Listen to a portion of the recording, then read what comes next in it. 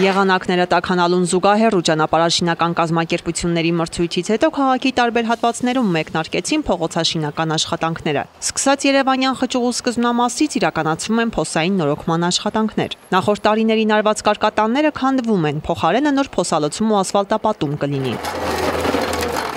Ֆրեզի միջոցով փոսերի եզրերի մշակում ըստ խորության,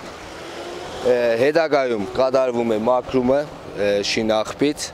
դրանից հետո նույն օրը կամ հաջորդ օրը այս ծավալների ինչքան հասցնենք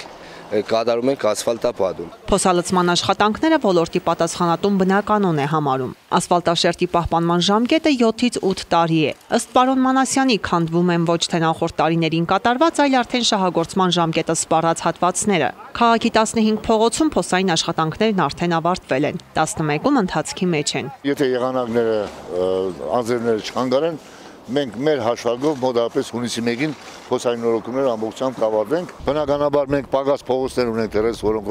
չեն ընդգրկել ցանկում, կհավաքվի ինչ-որ մի գումար, եւ չարված փողոցները, որոնք ծրագրում դեռ չեն ընդգրկել, դրանք էլ ներգրավենք ցուցակում եւ երկրորդ փուլի մրցույթները կայացնենք։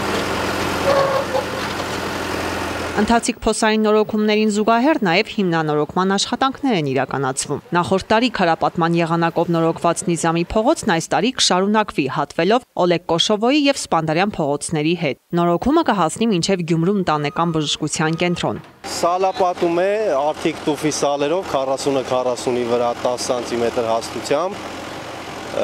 նու տակը խիճ է տեղադրվելու, ավազ վրան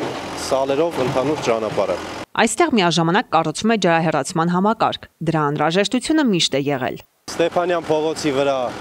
200 մետր ջրահեռացման, անձրևաջրերի հեռացման համակարգն ենք տեղադրում հիմա, այնտեղ կատարում են նիվելերով աշխատանքները, ստեղ էլ կատարում ենք հողային աշխատանքը, որ միջև հողային լրիվ վերջացնենք, անցնենք արդեն շերտ դնելու։ Այս պայթությամբ 3 արդեն մրցույթները կայացել են,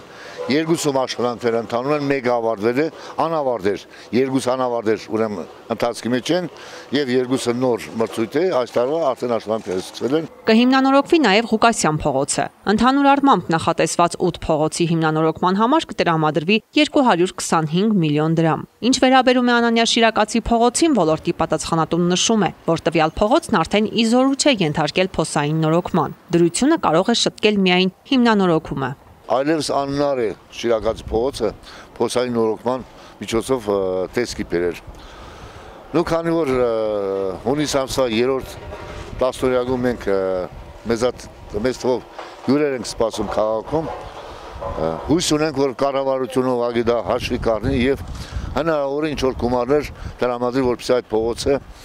մենք հիմնական նորոգման ենթարկենք։ Մայթերի կարգավորման ու կառուցման համար ծրագրեր եւս նախատեսվում են, սակայն համայնքային բյուջեի սուղ միջոցներով դրանք առայժմ իրականացնել չեն կարող։ Ալա Բաղդասարյան, Արթուր Մարգարյան, այսօր։